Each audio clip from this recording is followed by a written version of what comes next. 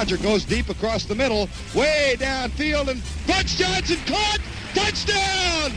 A sensational diving catch by Butch Johnson, the Cowboys' second-year wide receiver. Lead pass down court. Charles Johnson at midcourt. The long shot good. He hit it at midcourt from the right side. Charles Johnson with one foot still in backcourt threw up a set shot and it went in from 50 feet.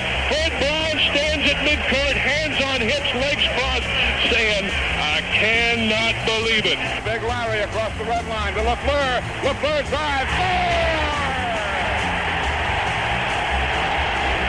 The man they expect to do it, did it. The Canadiens win the hockey game 3-2 in overtime. A high pop-up to the left side. In fair ground is Greg Nettles. In foul ground is Nettles. He's got it, and the Yankees win the pennant. Nearing the finish, Seattle Blue has it by 4. A third, fireback, nasty and bold. At the wire, it's going to be Seattle Blue. He pulls off the big one, winning it 2.5. Affirmed to second, nasty and bold in third. The other three finished in a virtual dead heat, 4th, 5th, and 6th. Sports in 1978. Another great year with a lot of memories. It was a year of tremendous proportions. It was a year that saw the Dallas Cowboys restore dignity to the National Football Conference by winning the Super Bowl.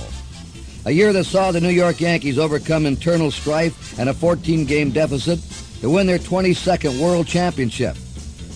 It was a year that saw the Montreal Canadiens maintain their dynasty ways, and a year in which the Washington Bullets finally won the big one. A year in which two legends, Seattle Slew and Muhammad Ali, added to their everlasting fame. Yes, 1978 had something for everyone, and that's the way it should be. The new year started with the NFL championship games.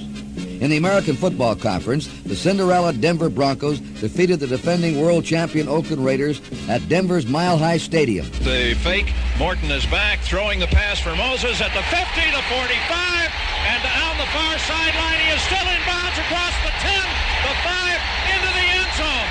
Touchdown! Keyworth running to the corner, scores! John Keyworth wide to the right. He looks, he pumps, he looks again, he throws, it is caught, touchdown Moses! Haven Moses in the end zone, made the diving catch, and the Broncos are ahead 20-10. Somersaulting Haven Moses comes out, the Broncos on the field, it is over with 19 seconds to go. The miracle has happened. The Broncos are going to the Super Bowl. Meanwhile, in the National Football Conference, the Dallas Cowboys systematically destroyed the Minnesota Vikings 23-6, setting up a Super Bowl pairing of Dallas against Denver. Staubach under John Fitzgerald, has it, hands it off to Newhouse. Robert driving, touchdown! There's a great effort by Robert Newhouse. He was hit at the line of scrimmage, and those legs kept churning like pistons, and he kept charging until he was into the end zone. Inside handoff, Dorsett, right side, 10, 5, touchdown! Tony Dorsett goes 11 yards after taking the inside handoff on the shotgun formation and cut in just inside the flag on the right side, and New Orleans, here we come. Monday, January 2nd was the date this year for the traditional bowl game, and what a day of upsets this turned out to be. In the Cotton Bowl, previously unbeaten Texas fell prey to the Fighting Irish of Notre Dame. In the Orange Bowl, Arkansas humbled the Sooners of Oklahoma, and in the Rose Bowl, unheralded Washington upset the Michigan Wolverines. And dropping back on the 1-yard line, Moon just dropped back to get away from it, dropped back on about the 1.5-yard line. Now they can let the clock run out. There's nothing they can do. Absolutely nothing. As the clock ticks down to 4 seconds, 3 seconds, 2 seconds, 1 second. It's all over. The upset of the day here in the Rose Bowl, the University of Washington Huskies 27, and that ends the game with the score: Washington 27, Michigan 20. Super Bowl 12 was played on Sunday, January 15th at the Superdome in New Orleans, Louisiana, between the Dallas Cowboys and Denver Broncos. It is said that experience is the guideline to victory in games such as this, and it was never more apparent than on this Sunday evening in the Bayou. For the Dallas Cowboys, this was their 4th trip to the NFL extravaganza in the last 8 years. While the Denver Broncos were not only in the Super Bowl for the first time, but were appearing in postseason activity for the first time in their 18-year history. And as a result, it was the Broncos who showed the jitters as a slew of turnovers helped pace the Cowboys to a 13-0 first-half lead. And Morton, who's been throwing a lot, is in trouble, gets rid of the ball. It's intercepted. He dumped it off. Intercepted, just throw it away. And the Broncos make the big mistake. Randy Hughes picks up the ball as Morton, who was about to be sacked, did the thing he's been avoiding all year. He just dumped the ball off. And now Morton is back to throw. Gets some time, gets rid of the ball, picked off, intercepted by Kyle, 50, 45 to the Bronco 40, and inside the 35-yard line. And the fake, and Morton is back, has some time. Throwing it long, Moses wide open at the 50. It's intercepted at the 40-yard line in Dallas territory. With Lytle and Perrin in the backfield, the first pass is complete to Odoms, 25, fumbles the ball. It's picked up at the 30-yard line by the Cowboys. Another turnover. Ball at the 3-yard line. Staubach barking out the signals, has it, hands it off to Dorsett, drives, touchdown! 1:35 to go in the quarter, ball down, Herrera's kick on the way, and it is good. Herrera, 35-yard field goal. And now it's Dallas 10, Denver nothing. Waters to hole, right hash mark, 33-yard line. Kick has distance. It is good. And the Cowboys lead 13-0. The Broncos finally got on the scoreboard in the third quarter when Jim Turner kicked a 47-yard field goal. But the Cowboys came right back with a touchdown reception that may have been the most sensational in Super Bowl history. A 3-man rush again. Roger goes deep across the middle, way downfield, and Butch Johnson caught! Touchdown! A sensational diving catch by Butch Johnson, the Cowboys' second-year wide receiver. The Broncos then made it 20-10 on a Rob Lytle touchdown. But the Cowboys, with a little razzle-dazzle, scored again, and they had themselves a 27-10 victory. Pitch out. Newhouse goes left, pulls up, wants to pass, fires it deep for Gowdy Richards. Caught! Touchdown! Robert Newhouse is being mobbed by John Fitzgerald, Thomas Henderson, Dustin Pearson, Jay Saldy, Burton Wallace. The whole team is out in the middle of the field, including one of the reserves. Now Ralph Neely, who is retiring, is the first one to the sidelines to talk to Lyle Alzado. They went one-on-one all day, but that's it. The ball game is over, and the Dallas Cowboys have won the Super Bowl. In February, a young man with only 6 professional bouts behind him stunned the sporting world when he managed to defeat the legendary Muhammad Ali for the heavyweight championship. His name, Leon Spinks. Spinks comes on. Leon Spinks, toe-to-toe in the 15th round. But Spinks is worried. He's falling back. Unbelievable. We're inside of a minute and a half to go. It has been a night to remember. Here comes 20 Muhammad trying to come on. It's a countdown time in Las Vegas.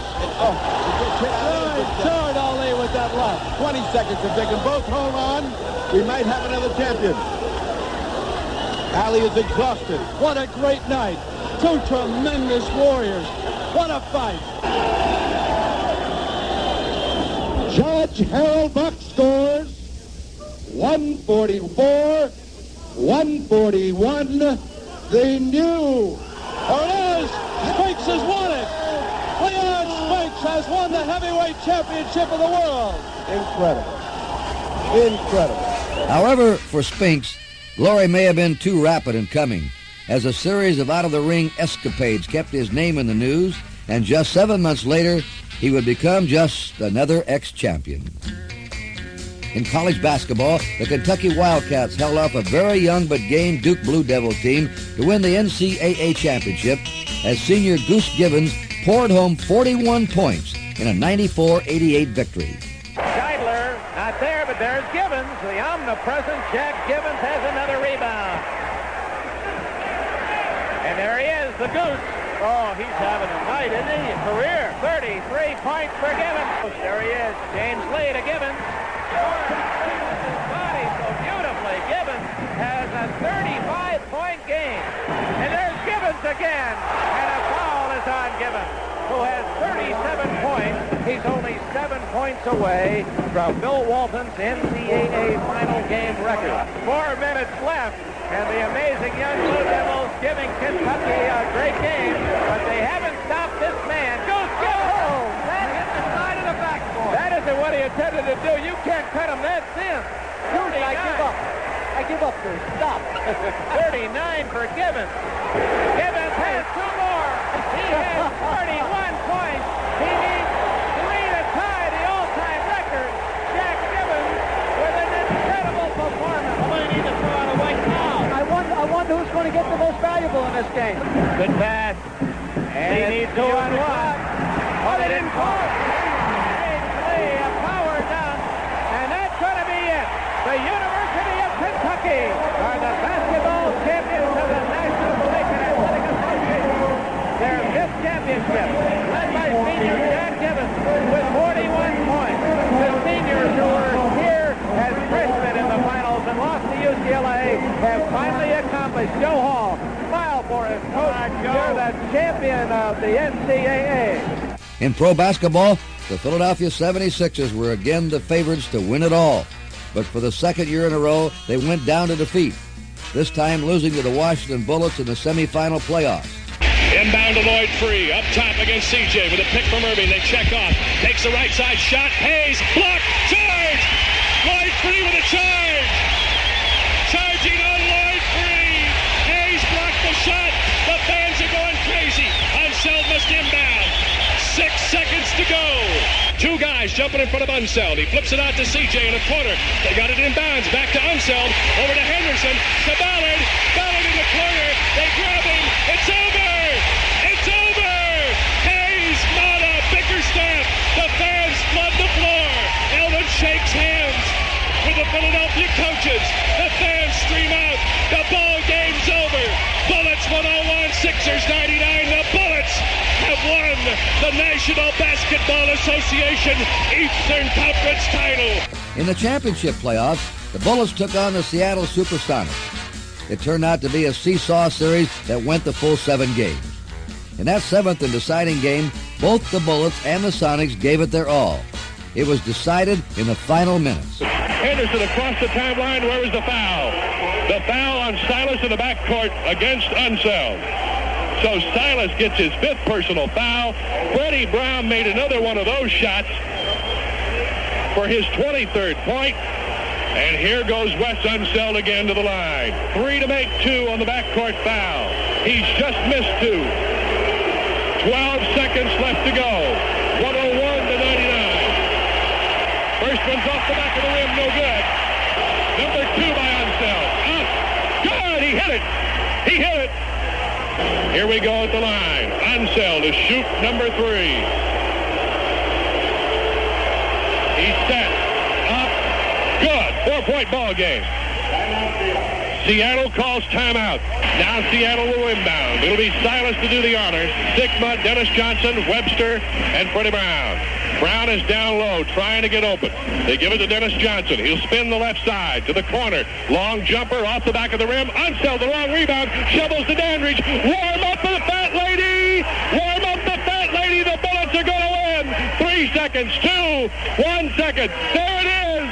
For the first time in 36 years, Washington, D.C. has a major sports world champion. The Washington Bullets have won it all in 7 games. Dick Mata goes to the press room where they'll give the trophy. The Bullets head to the locker room under security. Wes Unseld shakes hands with Freddie Brown, gets a hug from Bernie Bickerstaff, and heads in as well as the captain of the team to accept the trophy of the World Championship. But the Washington Bullets have done it. And if you listen real carefully, you'll hear the fat lady singing. Sing her lungs out. 105-99. The Bullets have done it. In the National Hockey League, the Montreal Canadiens and Boston Bruins squared off in the Stanley Cup Finals for the 2nd year in a row. However, unlike a year earlier when the Canadiens won in a breeze, taking 4 straight, this time it would take some doing for them to maintain their championship. Game 1 went to Montreal by a 4-1 score. But in Game 2, the game was tied at the end of regulation, forcing a sudden death overtime. The Canadians finally won it when superstar Guy Lafleur streaked up the right side. Robinson moving around the net, comes out. Robinson on the go. Big Larry across the red line to Lafleur. Lafleur's drive, score! The man they expect to do it, did it. The Canadiens win the hockey game 3-2 in overtime. In Game 3, the Bruins started their comeback, shutting out the mighty Canadiens 4-0. Then in Game 4, the Bruins tied up the series at 2 games apiece, winning 4-3 in overtime. Now with it, Clark ahead to Shepard. Shepard across the line. He's checked. Over to Schmatt. Schmatt shot a Bobby Schmatt in the overtime.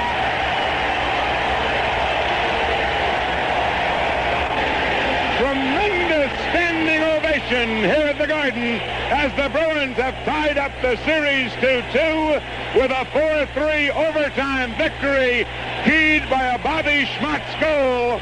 The time, 6 minutes and 22 seconds. However, that was the Bruins' last gasp as the Canadians came back to win both games 5 and 6 by 4-1 scores to win their 3rd straight Stanley Cup championship. 10 seconds, 9, 8. The Canadiens have won their 21st Stanley Cup. Now with it, Narrated. Narrated goes behind his own net. Time expires, and the Canadiens have done it. They have beaten the stubborn Boston Bruins in 6 games, 4 games to 2.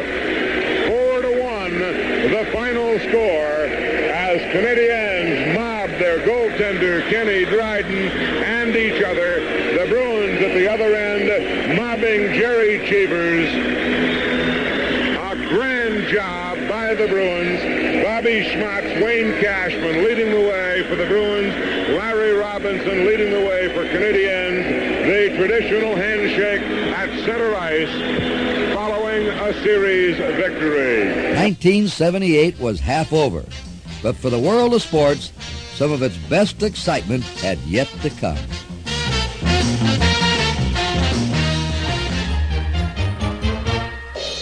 For the horse racing buff, 1978 was a special kind of year.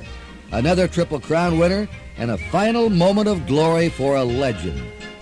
In the 3-year-old category, both Affirmed and Alydar were considered just about even as the best thoroughbreds around. But in the race for the Triple Crown, the Kentucky Derby, Preakness, and Belmont, it was Affirmed who won each time, with Alydar finishing second. Let's they come. Affirmed on the inside, takes command again. Believe it is second. Alydar gains ground third. Third in the final furlong. It's Affirmed with Stevie Coffin showing the way by 2.5. Believe it with Edmund Phillies next on the outside. Alydar in third, but it's going to be Affirmed. Affirmed with Steve Coffin is going to win the 4th running of the Kentucky Derby. Alydar is second. Believe it third. They're into the stretch. 3/16 of a mile to go. Affirmed holds that lead. Alydar up on the outside to join the leaders. They come on down to the 8th ball. It's Alydar on the outside. Affirmed along the rail. Inside the 8th ball, it's Affirmed holding a slight lead. Alydar is charging at him. Coming on to the 16th ball, it's Affirmed. Alydar on the outside. They come on down to the finish. Affirmed and Alydar. Here's the finish. Affirmed wins it. Alydar beaten by a neck. It's Alydar and Affirmed battling back along the inside. We'll test these two to the wire. Affirmed under a left-hand whip. Alydar on the outside driving. Affirmed and Alydar heads apart. Affirmed's got a nose in front as they come on to the wire. At the finish, it's going to be dead tight. Affirmed wins the crowd. Alydar is second. Steve Coffin salutes the crowd. Darby Creek Road in third. Judge Advocate fourth. And Noontime Spender finished fifth in what a stirring stretch battle. They both had their shot at this one during the stretch run. However, Affirmed's halo of greatness was slightly tarnished in the Marlboro Cup when he lost to the 1977 Triple Crown winner, Seattle Slew. Nearing the finish, Seattle Slew has it by 4. Affirmed, fireback, nasty and bold. At the wire, it's going to be Seattle Slew. He pulls off the big one, winning it 2.5. Affirmed is second, nasty and bold in third. The other 3 finished in a virtual dead heat, 4th, 5th, and 6th. The career of Seattle Slew was one of tremendous dimensions. It finally came to an end on the afternoon of November 12th in the Stuyvesant Handicap at Aqueduct. Now they pass the quarter pole into the stretch. Cordero now goes to the whip, right-handed, and Seattle Slew continues to hold a big lead. He has 4 lengths as they near the 8th pole. The whip still down as Cordero now handwriting up to the finish line. 1 mile and 34 and 2, going for that record with a 16th to go. Seattle Slew.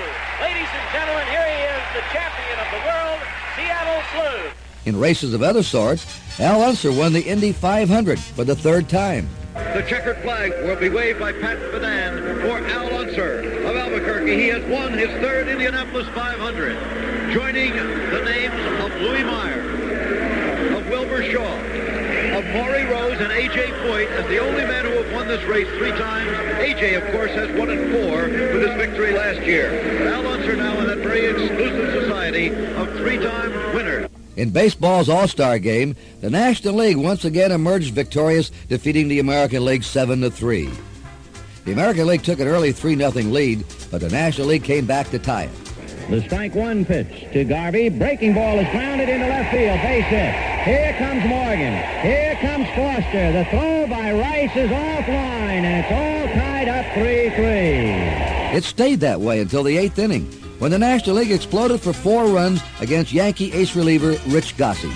Garvey gets a hold of a fastball. A high drive to deep right. Evans goes back, away back. It is off the top of the wall. Chasing the ball is Evans. Garvey into 3rd with a stand-up triple. Gossage, as a relief pitcher, struck out 151 in the National League. And he throws it away. Here comes Garvey to score on the wild pitch. And he hammers it into left center field. Racing over, short hopping it is Chet Lemon. Stopping at second is Concepcion. Now he goes to 3rd. And into 2nd goes Winfield. Here's a 3-1 pitch to Boone as a line drive, base hit into center. In comes Concepcion. In comes Winfield. 6-3, National League. Gossage ready and delivers, and Lopes loops one over the head of Carew into right field, base hit. Here comes Boone. He doesn't run well, but he's coming, and he'll beat the throw, and it is 7-3 National League. The 1-0 pitch is a knuckleball popped up, and this will be it. Ron Say will make the last out in foul territory, and that's it. The National League has defeated the American League again by a final score of 7-3. The National League has now won 7 straight, 30 of the 49 meetings, and 15 of the last 16 since back in 1963. I guess you'd have to say domination. One of the major stories of 1978 was the incredible comeback of the New York Yankees. At one point in the season, they trailed the Boston Red Sox by 14 games. But in true Yankee tradition, they came back. And on Monday, October 2nd, a 1-game playoff was played at Boston's Fenway Park to determine the American League's Eastern Division winner. The Red Sox took an early 2-0 lead, but the Yankees, behind little Bucky Dent, surged into the lead for good. There's a drive toward left, and Yastrzemski will watch it go into the screen, and the Yankees lead 3-2. Yankee dugout is all out to get Bucky Dent. He pulled the ball toward the foul pole. Yaz went back to play it off the wall, but it just did get up into the screen, and suddenly this whole thing is turned around. It is 3-2, New York. The Yankees got one more run that inning. Then in the 7th, they scored what proved to be the game winner. Fly ball deep center field, pretty high. It is up. It is away. It is gone. Home run, Reggie Jackson, 5-2, New York. The Red Sox managed to narrow to a 5-4 game and were threatening to win it in the 9th inning when star relief pitcher Rich Gossage retired the Red Sox great Carl Yastrzemski on a pop-up. Gossage ready. Yastrzemski tugs at the belt. Steps in. Here's the pitch. A high pop-up to the left side. In fair ground is Greg Nettles. In foul ground is Nettles. He's got it, and the Yankees win the pennant. Yastrzemski fouls out to end it all at Fenway Park with 2 outs in the 9th and the tying run at 3rd, the winning run at 1st. The Yankees were in the American League playoffs for the 3rd year in a row. And for the 3rd year in a row, their opponents, the Kansas City Royals. After splitting the first 2 games in Kansas City, the scene shifted to New York's Yankee Stadium. The Royals' George Brett tried mightily to win it for KC, clouding 3 home runs. There's a high drive right field. Very high, very deep, way back. It is gone. Home run, upper deck. George Brett leads for the home run, and it's 1-0 Kansas City. Hunter works, and there's a fly ball well hit toward right center field. Very deep back there. That may go too. That's gone. Home run, George Brett into the bleachers in center. And it's 2-1 Kansas City. There's a shot toward right again, and back goes Jackson. He watches this. That's gone. Home run by George Brett, and the game is tied up 3-3. George Brett has hit 3 straight home runs and has kept the Royals right in this ball game. But the Yankees' Thurman Munson hit one himself, and it proved to be the game winner. White with the lead at first. The pitch he swings is a fly ball deep left field. Going back is Wilson way back there, and it is gone. A home run for Munson. A 2-run homer, and the Yankees take the lead 6-5. White scores. Here comes Munson with his left field home run to put New York in the lead. The next night, with ace Ron Guidry on the mound, the Yankees closed out the series. The clock waiting. Here it comes. Fly ball left field. Under it is Thomason. He's got it. The Yankees win the pennant. The Yankees win it on a fine relief job by Gossage. And Yankee Stadium is being inundated and overhauled by people from the stands. And the Yankees, for the second straight year, the third straight year, have won the pennant by beating the Kansas City Royals in the American League Championship playoffs. And the Royals again feel the might of the Yankees in October. The final score, the Yankees 2, the Royals 1.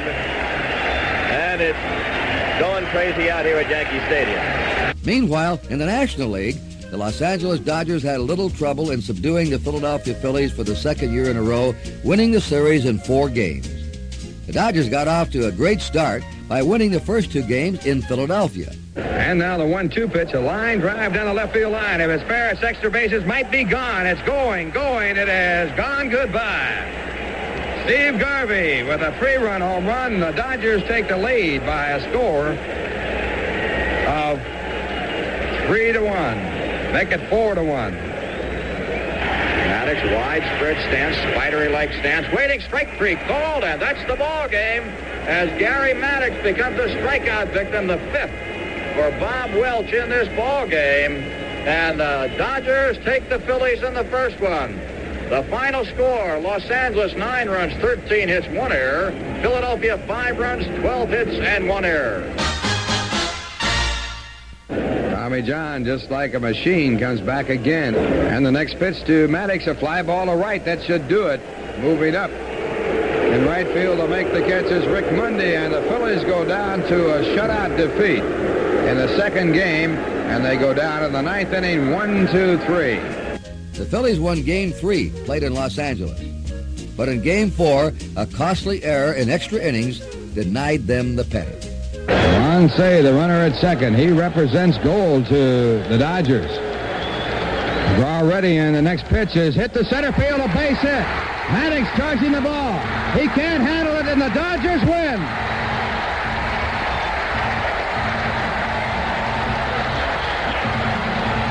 It is bedlam here at Dodger Stadium. The fans pouring on the field as the Dodgers win it with an unearned run in the bottom of the 10th inning by a score of 4-3.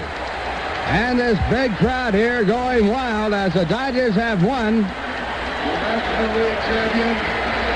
the National League Championship for the second consecutive year, and they will go into the World Series. In the World Series, the Dodgers again got off to a fast start by winning the first 2 games and appeared to be in a commanding position for the World Championship. Swung on it deep to left. Going back is White on the warning track, and that ball is gone. Dusty Baker has just given the Dodgers a 1-0 lead.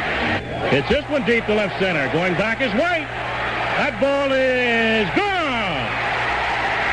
Davey Lopes has just jumped on a high fastball from Ed Figueroa and hit it into the section between the 370 and 385 foot mark, and the Dodgers now lead 3-0.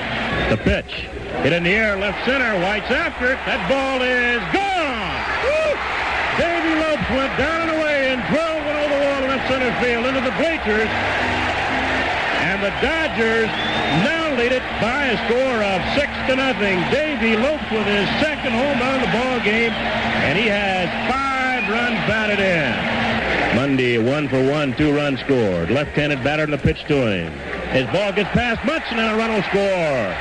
Ball goes back to the screen. Say scores easily, and Dusty Baker goes to second base, and the Dodgers now lead 7-0. A wild pitch charge to Ken Clay.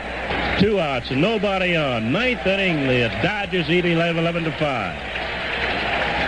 And the pitch swung on and missed. Forster strikes out White, and the ball game is over. And a happy bunch of Dodgers, led by Tom Lasorda, go out and congratulate Terry Forster as the Dodgers win the first game of the 1978 World Series. The final score, the Dodgers 11 and the Yankees 5. Now the set. The 2-0 pitch.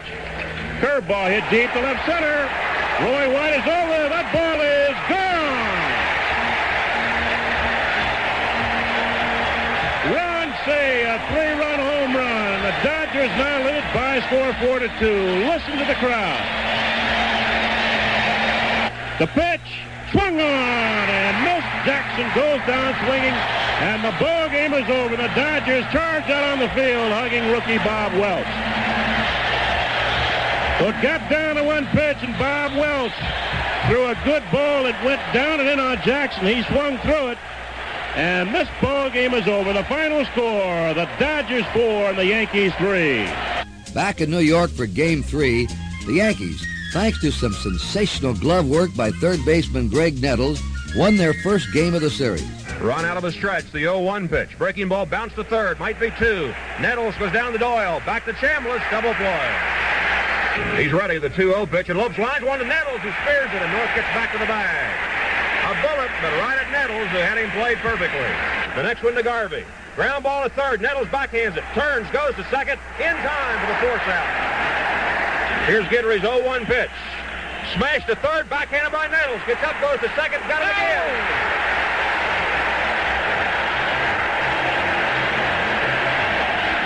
Impossible. Greg Nettles, a line smash that bounced right in front of him, took it backhand, turned around, and got the force play again. I don't know. Now the stretch by Ron Guidry. The 1-2 pitch. Struck him out swinging, and the game is over. The Yankees beat the Dodgers 5-1.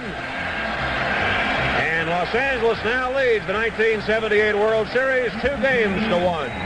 The Yankees proceeded to win games 4 and 5, and suddenly they were in the driver's seat. Piniella, one of the top 5 hitters in the American League this year, swinging the bat, waiting. Here's Welch's pitch. Line drive, base hit, right center field. Here comes White. North doesn't have a play. The Yankees win. What are you going to say that hasn't already been said? The champions finish like champions. After being down 3-0, they win it in 10-4-3. A line drive base hit to right center by Lou Piniella. Roy White rounds third and comes in, and there's pandemonium in Yankee Stadium. Here's the pitch to Munson. Line drive, base hit, right field. 1 run is in. Here comes the second run. Smith, throw to the plate, is offline and all the way to the backstop. 3-2. Here's Munson going to third base.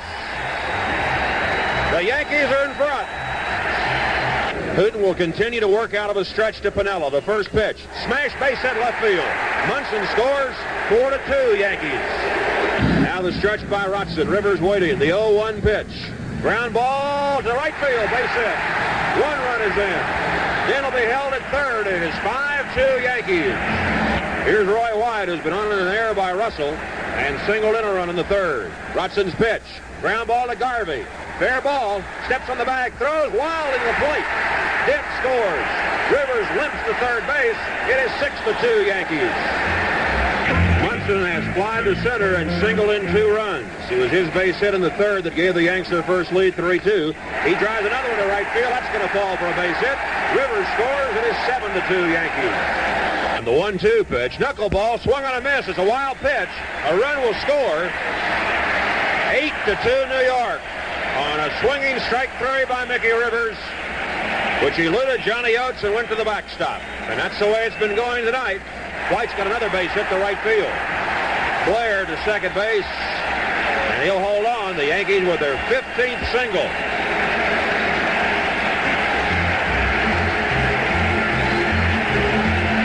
Doyle scores. It's 9-2. The stretch by Huff. The first one to Munson. A drive to left field and deep. Baker goes back. It's over his head. Way back. It is off the wall. 2 runs will score. Munson's into second with a double. 11-2 Yankees. Huff's 2-2 pitch to Dent. Ground ball, passe, base hit down the line. Spencer scores. Doyle to third. Baker throwing to second. And into second is Bucky Dent with a double. 12-2 New York. Russell, a ground ball. Beatty's got it. He'll run to the first baseman. Underhanded, the game is over. The Yankees win 12-2. They lead the series 3-2. The Dodgers could not recover from the sudden change in momentum, and on Tuesday, October 17th, the Yankees closed out the series and their second straight World Series championship. 2-2 pitch popped up behind the plate, coming back Munson.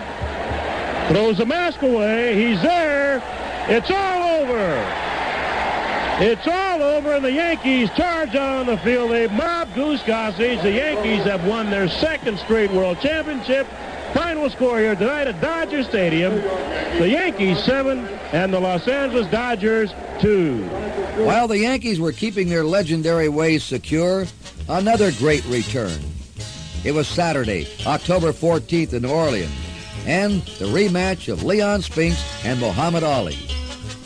To many, the career of Muhammad Ali was over. But, as he illustrated this night, he indeed is the greatest, as he won the heavyweight championship for the third time.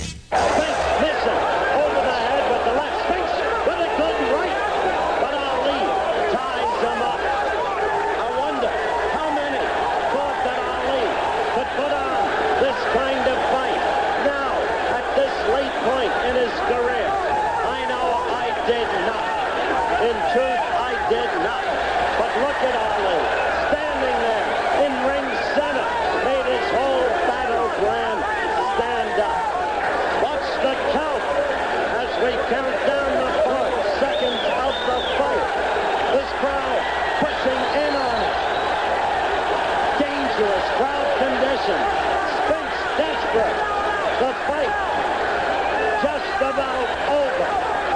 Ali tying him up again. Ali, the wise fighter.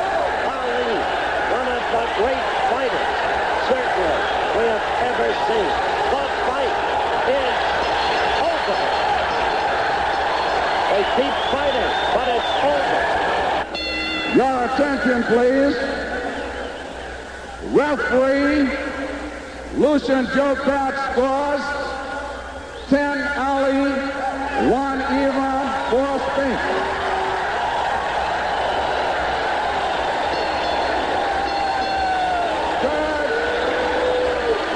Judge Herman Dukrak scores 11 Ali.